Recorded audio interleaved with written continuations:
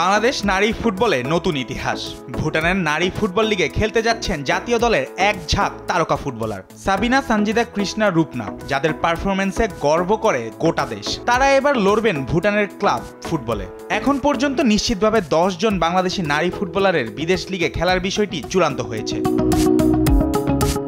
ইতোমধ্যে ভুটানের এফসি পারো ক্লাবের হয়ে খেলতে থিম্পু পৌঁছে গেছেন জাতীয় দলের সাবেক অধিনায়ক সাবিনা খাতুন, অভিজ্ঞ মিডফিল্ডার মনিকা চাকমা, ডিফেন্ডার ঋতুপর্ণা চাকমা এবং তরুণ প্রতিভা মাতসুশিমা সুমাইয়া। 11 এপ্রিল ট্রান্সপোর্ট ইউনাইটেডে যোগ দেবেন জাতীয় দলের সাবেক গোলরক্ষক রূপনা চাকমা এবং রক্ষণভাগের খেলোয়াড় মাসুরা পারভিন। এই ক্লাবেই প্রথমে চুক্তির কথা ছিল মোসাম্মদ সাগরিকার সঙ্গে, তবে বয়স 18 না হওয়ায় ফিফার নিয়ম অনুযায়ী তার যাওয়া হচ্ছে না। সাগরিকার পরিবর্তে সুযোগ পেয়েছেন অভিজ্ঞ স্ট্রাইকার কৃষ্ণা রানী সরকার।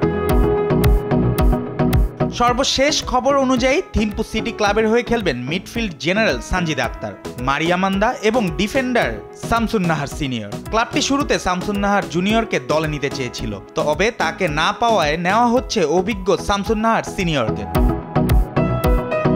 এই দলটির প্রায় সবাই সম্প্রতি জাতীয় দলের কোচ পিটার বাটলারের বিরুদ্ধে নিজেদের অনাগ্রহ প্রকাশ করে ক্যাম্পে যোগ না দেওয়ার সিদ্ধান্ত নিয়েছিলেন। একসঙ্গে অনেক তারকা খেলোয়াড়ের অনুপস্থিতি প্রশ্ন তুলেছিল নারী ফুটবল দলের ভবিষ্যৎ নিয়ে। সামনেই রয়েছে এশিয়ান কাপ বাছাই পর্ব। এ অবস্থায় এই খেলোয়াড়দের জাতীয় দলে ফেরা হবে কিনা তা নিয়ে তৈরি হয়েছে অনিশ্চয়তা।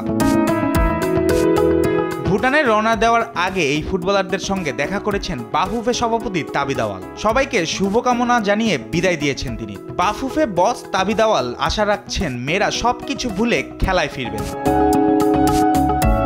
বিদেশি ক্লাবে খেলার এই সুযোগ শুধু কয়েকজন খেলোয়াড়ের গল্প নয়, এটি বাংলাদেশ নারী ফুটবলের বিকাশের গল্প। সময়ের দাবি ছিল আন্তর্জাতিক মঞ্চে নিজেদের প্রমাণ করার। এই মেয়েরা সেই সুযোগটাই নিচ্ছেন। এখন শুধু অপেক্ষা, ফিরে এসে তারা জাতীয় দলকেও যেন দিতে পারেন সেই অভিজ্ঞতার পূর্ণ ফসল। জুবায়ের নূর, স্পোর্টস ডেস্ক, দেশ টিভি।